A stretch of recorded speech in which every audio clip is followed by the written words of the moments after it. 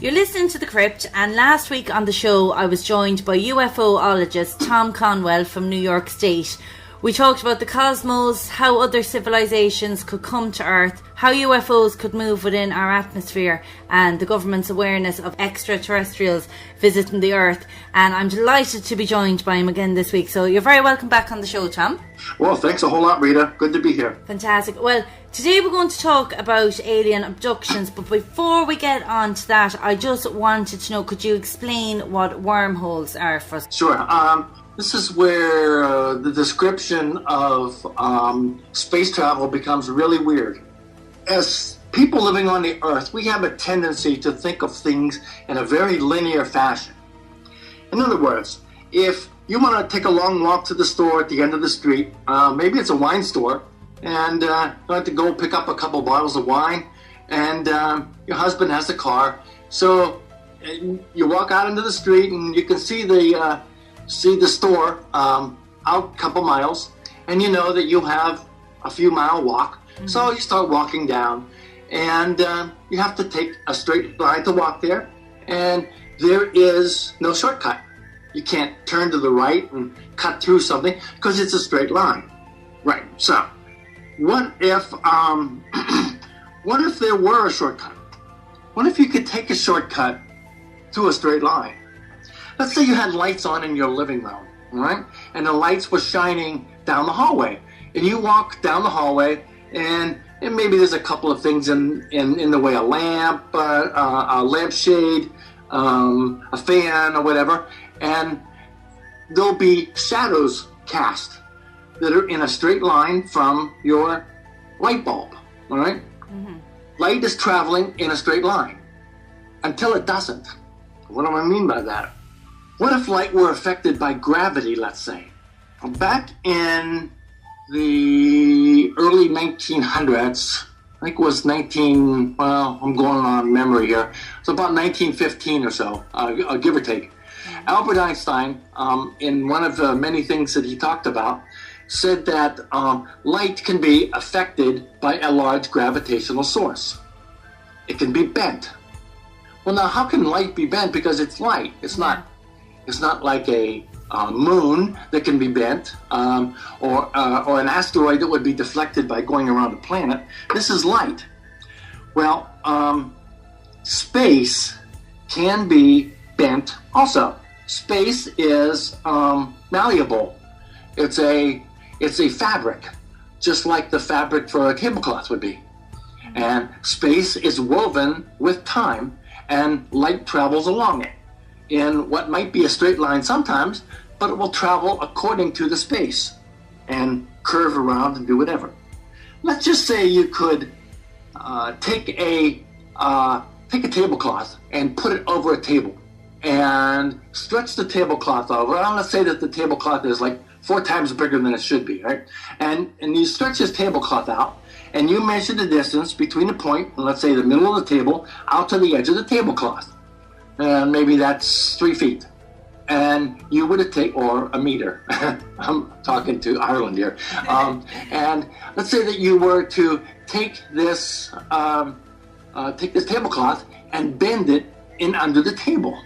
Is it any different in distance between the 2 points that you drew? It's the same distance, out to the edge of the table, down, around, and back under. Now, what if you could make a shortcut through the table by drilling a hole right through the table, through the tablecloth, out to the other side, and now the distance between the 2 points that you drew may only be 2 inches. This is sort of what's happening with a wormhole. You are taking a huge chunk of space, creating 2 holes in space, and joining it with a shortcut.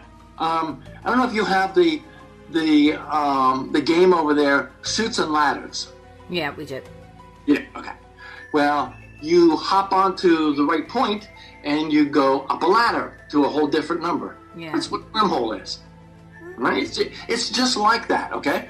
Now, how come we don't do that?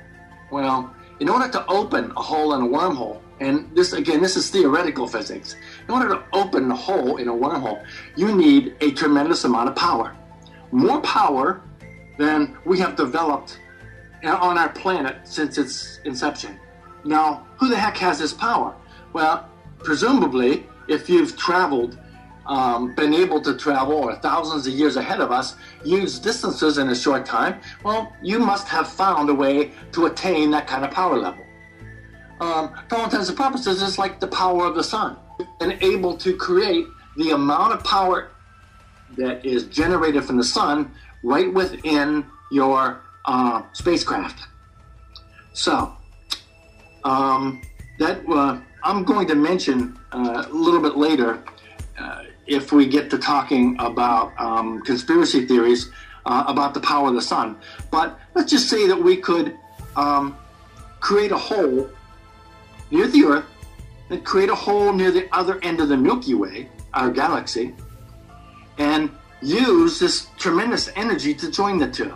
Now, if we open them up at the same time, they may very well join themselves. Yeah, so you're just skipping right through the middle. You just zip right through, and all of a sudden you're at the other end of the Milky Way, a couple 100,000 light years away. So another explanation for how they could get here. Yeah, and again, that is theoretical physics. We don't have the answers to this yet, but we're finding that a lot of the things that theoretical physicists come up with are beginning to come true in little bits and pieces. Mm-hmm. Now, generally, I would say, okay, that's about all we're going to talk about here. But I do want to mention something else. Something that's been really misused in the world of physics. Also, it's very misused in ghost hunting, and that is the word quantum. You hear about, the quantum theory says that in an explanation for where ghosts are. Mm-hmm. Let me just talk about what a quantum is first. If you energized an atom, you got it going faster, you gave it energy. One of the first things to happen is the electrons around the atom will become excited and move to a higher level. You might say that they've changed their quantum level.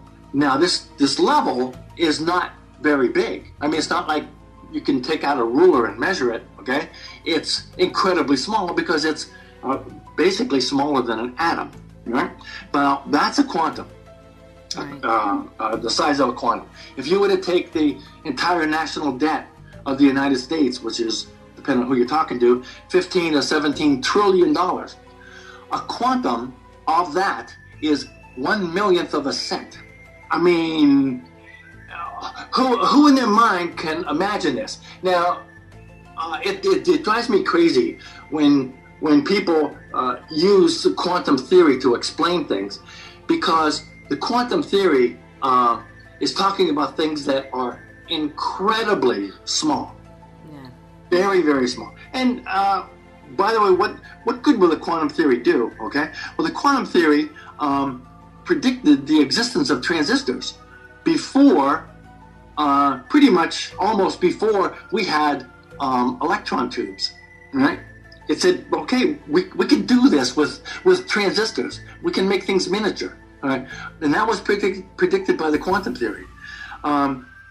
Another thing that was predicted is the use of lasers. Now, I said that when you excite an atom and the electrons jump to a different quantum level, when you take away that energy, the electrons will return back to the right quantum. And when they do, they give off a photon, packet of light. That's where lasers come from. So what we do is we get certain atoms and excite them with tremendous amounts of energy, and then take away the energy, and the atoms start giving off light that can be used as a laser. So anyhow, that's just a little side explanation, but it bothers me so much when people misuse quantum. Well, now we'll move on to our alien abductions. You've interviewed many people who have claimed to have been abducted. So how did you first come into contact with these individuals? Okay, well, they contacted me. I didn't put out some flyer that said, if you've been abducted, come see me. Yeah. I said that, okay, I'm a ufologist, and I'm going to talk about all things ufology, and then people would come to me and say, could you talk to me, because I think I was abducted.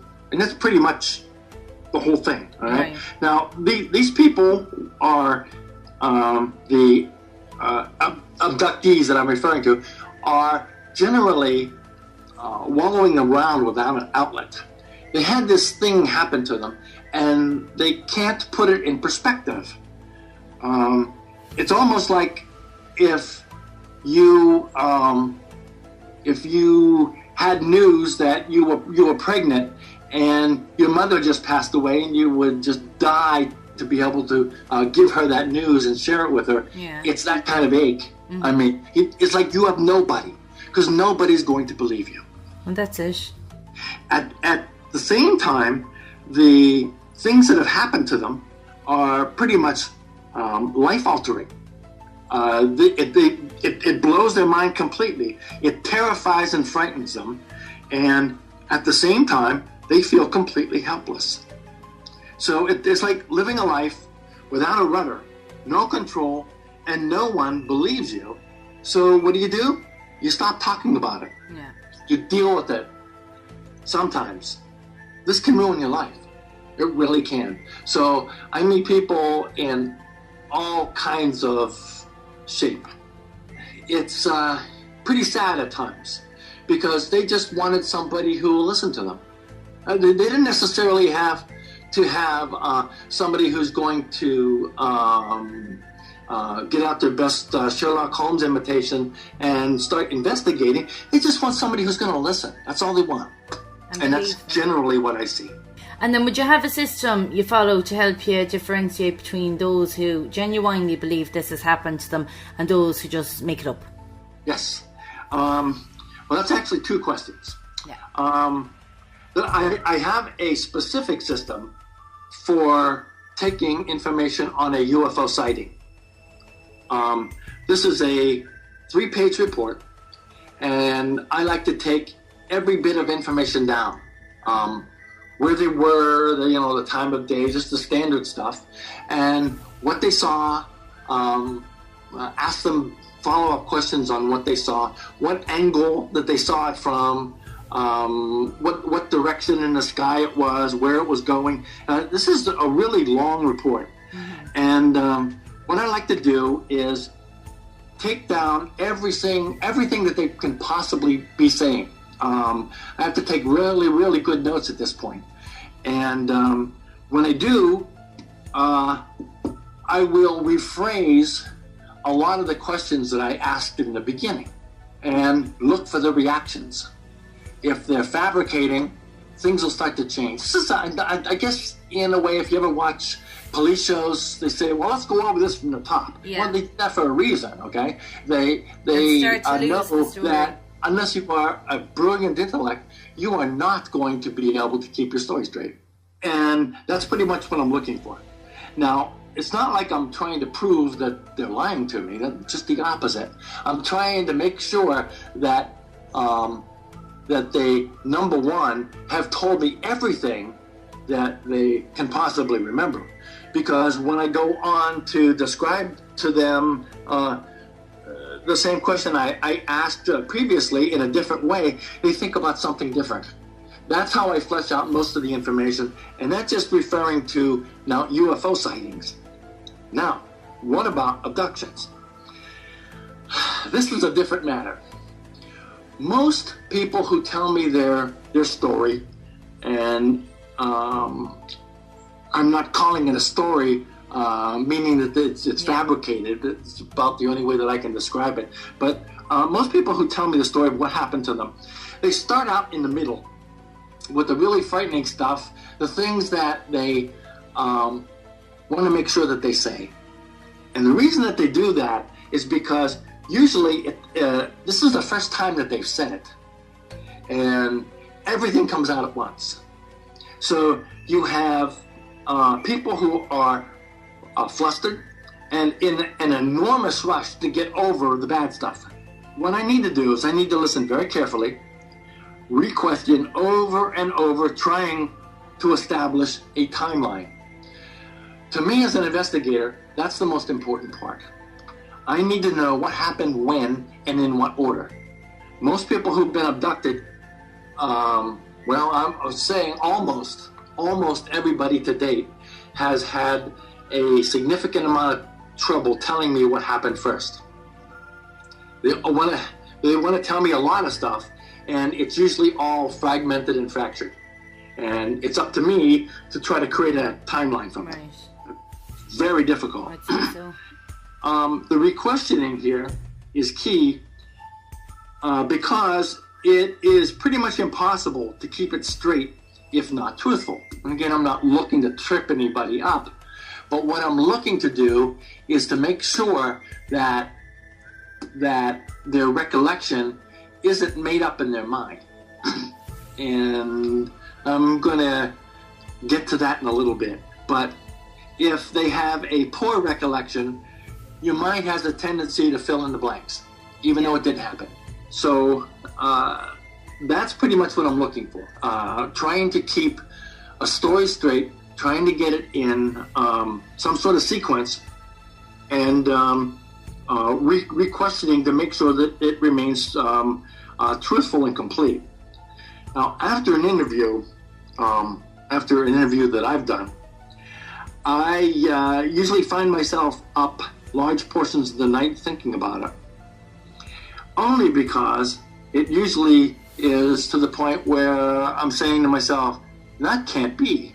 How is that possible? You know, I just question myself about it continuously. Or if I find myself able to get to sleep, I will wake up quite early in the morning, unable to get back to sleep. And that's when all the thoughts come back to me about particular abductions. And what would be the common factors that appear in abductee stories? Okay, now I'm looking for some external verification of what may have happened to them, okay? And trying to get some clues from the timeline or somebody who may have seen it or something that may have happened outside. So I'm always looking for stuff like that. But as far as the people go, let me give you an example. I interviewed somebody who apparently had been abducted over many years, and in some of the cases, there was someone there to witness it. Someone who was in the room with them while they were taken away. Then they found themselves asleep and woke up together in the room maybe several hours later. Now, that's the kind of information that you only dream about getting. This was, I got external verification that something actually happened. Yeah. This was probably the most remarkable thing that I've heard. I also find that stories of their lives since their first abduction take similar paths. That they are, generally the people are very psychic. Most have had kind of rocky lives as children, and there are, rocky lives as children, and maybe some marital issues once they get older. And I think the reason for that is you can only hold in so much, and it starts to wear on you. And I really think that in a lot of cases, this is what happens. Now, some of the other things that I've done through my life, I was part of a disabilities organization, which I think you're part of also. You do some work with them. I was the vice president for the New York City branch of the International Dyslexia Association. And I talked to parents. I was pretty much the parent advocate. Most of the other people on this group were teachers, but I was pretty much the parent advocate. I did parent advocacy in the schools, which was part of the laws for New York State. Each case was assigned a parent to follow along with them during their hearings so that they received the right services and they were able to ask the right questions. Well, I talked to thousands, probably thousands, okay, of parents who had very similarities, very, very great similarities to what I just told you. These people are advocating for their children, and they're almost traumatized because they want so badly to help their kids. And in many cases, their kids just aren't going to come along as quickly as others, or they just need to be taught differently. And I saw in speaking with parents almost the exact same thing. When I would sit down with a parent and say, tell me what's going on, I would receive the exact same kind of feedback. Yeah. They would be all over the map with their stories.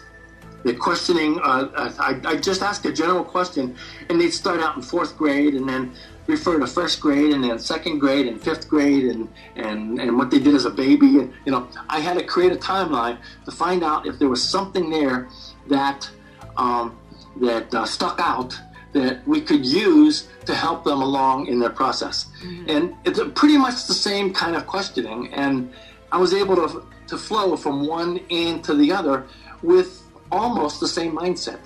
Pretty interesting things that have happened to me over the years, and I've been able to draw on my entire life story in creating help for people in totally unrelated fields.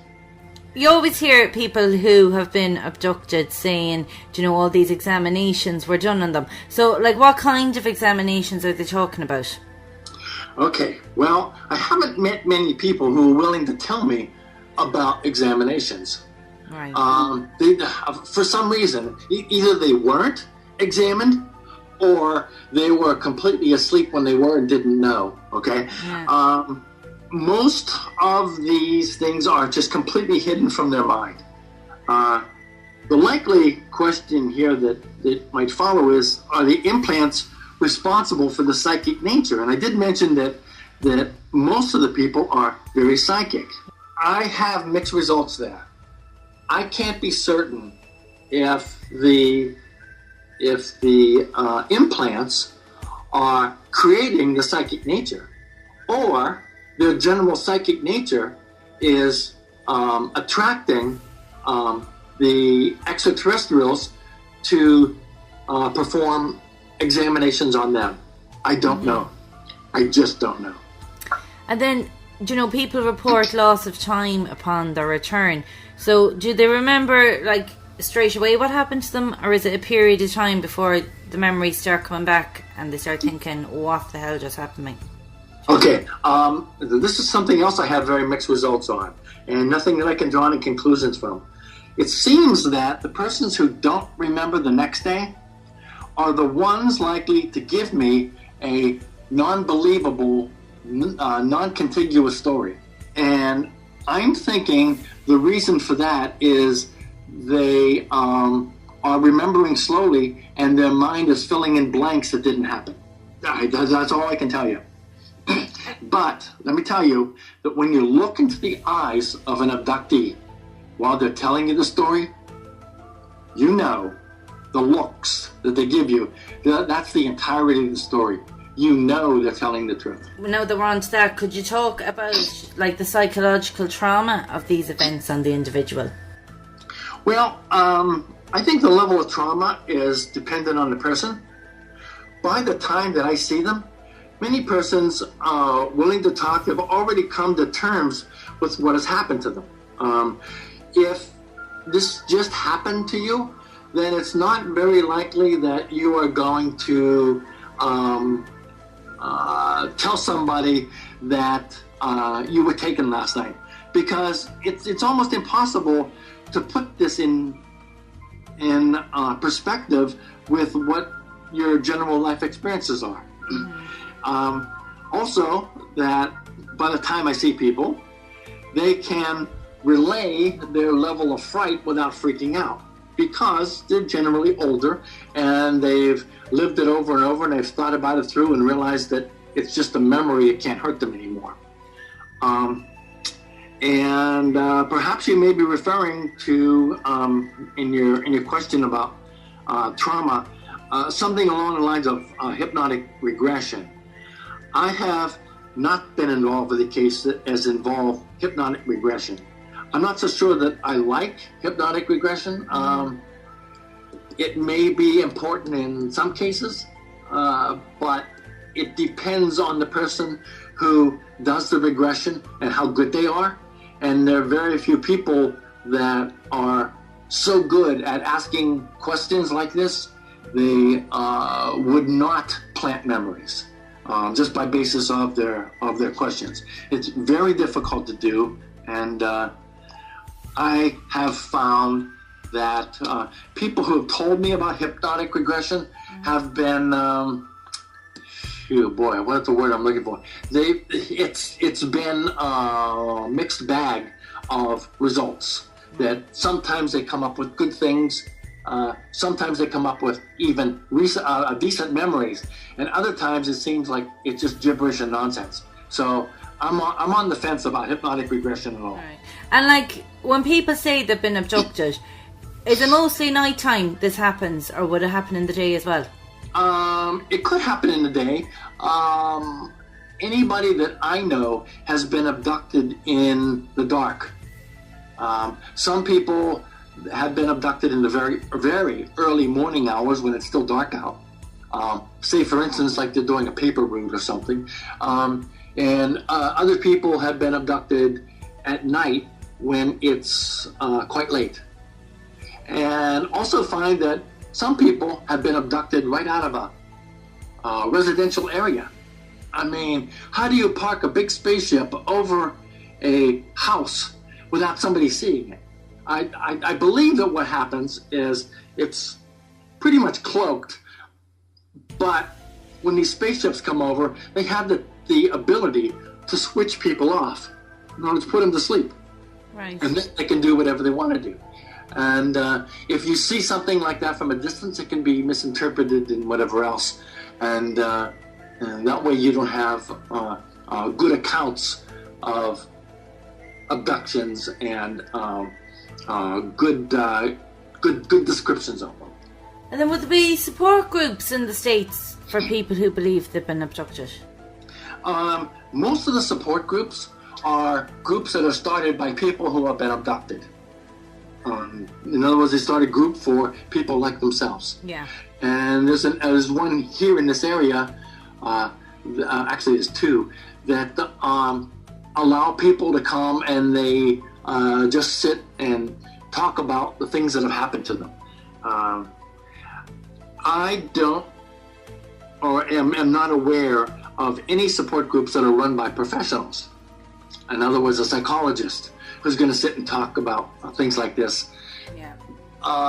And I would tend to think, well, this is not true for all of them, but I would tend to think that some of these groups may be more likely to be directed in the area of sleep and psychological issues versus actual abductions. And I think that would be a shame because you have to allow people to believe what is in their mind, but give them peace of mind doing it. Well, could you tell us about a significant case now that you've come across, one that stands out to you the most? Okay. Now, just so you know, by the time that people tell me these stories, they're pretty much really willing to talk and will tell me things that I really can't say, okay? Because they are very personal. Right. However, I can tell you about some generalities of one of the cases that I had. I actually love this case because it's very heartwarming. But this person has been abducted several times that they are aware of from childhood, and I suspect even more times than they've been aware of, and also witnessed by a relative several times. This is what I was referring to before. And I was able to speak with both of them and talk to them when neither was present and get the story from both of them. And they were pretty much pretty much continuous stories. They were very, very well done, and they seemed to pretty much understand what actually occurred in front of them. Now, this entire family was also psychic. I had asked many different times if this person would speak to their mother about things, because a lot of times when there's abductions, they're done in families, and they're done over multiple generations. And I asked this person to talk to their mother, and their mother wouldn't entertain any thoughts in that regard at all. So mom blanked it out completely.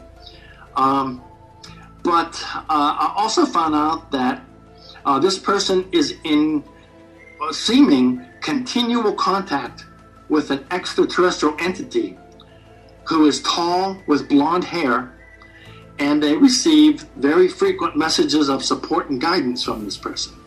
I really love this story because it really is heartwarming and hopeful. But unfortunately, that's about all I can say about it. And again, these things are said in the utmost of confidence, and I really can't get too specific about them. Then you have your reptilian aliens and the whole conspiracy theory around that these reptilians control the earth by taking human form and gaining political power to manipulate our society. There isn't really any evidence on it, it's all speculation. So what would be your opinion on that whole theory? Okay, well, if you don't mind, I'd like to talk about a few different conspiracy theories. Yeah, far away. And give my opinion on them. As far as theories go, they're called theories because they're conjectures. They aren't necessarily true, but they could be 100% true. And the way I see it, I like to apply the 50% rule to each conspiracy. And my 50% rule is there's probably some truth in each conspiracy theory, but probably only half of it is right. Let me take apart this conspiracy theory you were speaking about, shape-shifting. Well, in my opinion, I'm not so sure that happens, okay? I don't know that you can physically turn your body into something different. That one is way out there. Yeah. I'd say that's probably not likely.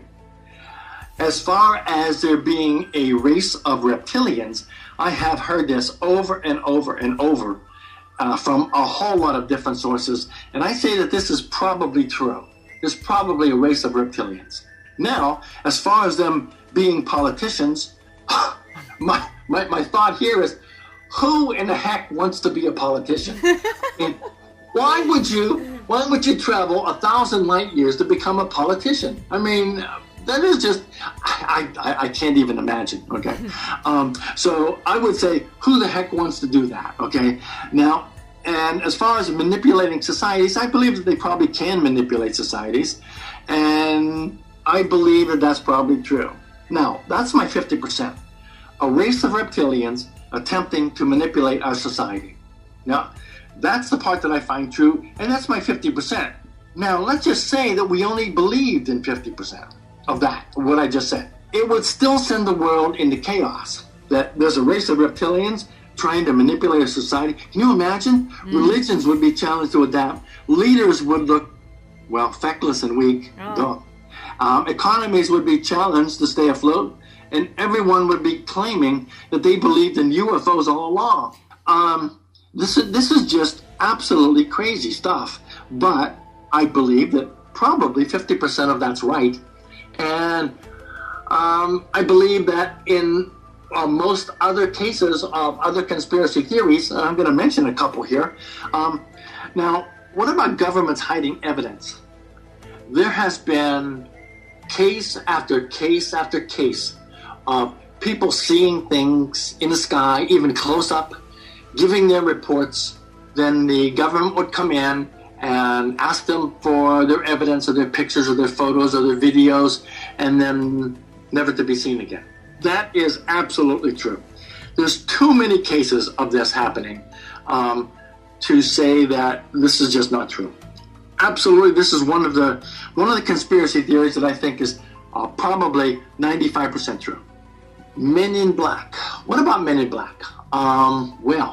I've heard that Men in Black are people from our own government, huge guys dressed in black suits who come to visit you at your home if you've seen something up close that maybe you shouldn't have seen, and ask you not to talk about it. I've also heard stories about Men in Black about being actual aliens who look human in form. Some of them don't have eyebrows. Some of these stories I'm just not sure about. But do I believe that there are Men in Black who come to your house to tell you to shut the heck up? Yes, I believe that. Back in 1989, I think, there was a TV documentary, interview with a guy named Bob Lazar. And Bob Lazar claimed to have employment at Area 51. That's the one out in New Mexico, where apparently all of the stuff was taken from the Roswell crash, at least initially. And he claimed that his job was to assist in understanding the reverse technology on alien spacecraft. And they had a couple of spacecraft there for him to experiment on. There's a whole lot to this story. I believe that some of this is true. I also believe that some of it was fabricated on purpose, and that his credentials were put down later just so that they could put down the whole story. And I think that this took somebody by surprise, so they had to do a reverse engineering on Bob Lazar, and they tried to discount him. I think that maybe that what Bob Lazar is saying is probably partly true, but so much has come out about this that I'm not so sure that I believe in all of it. Now, I mentioned before when we were talking about wormholes, that it was necessary to have huge amounts of power and the power of the sun. Well, there has been a whole lot of photos put up on YouTube, even videos, that show a huge, and I do mean huge, extraterrestrial spacecraft alongside the sun that appears to be sucking up large quantities of plasma from the sun.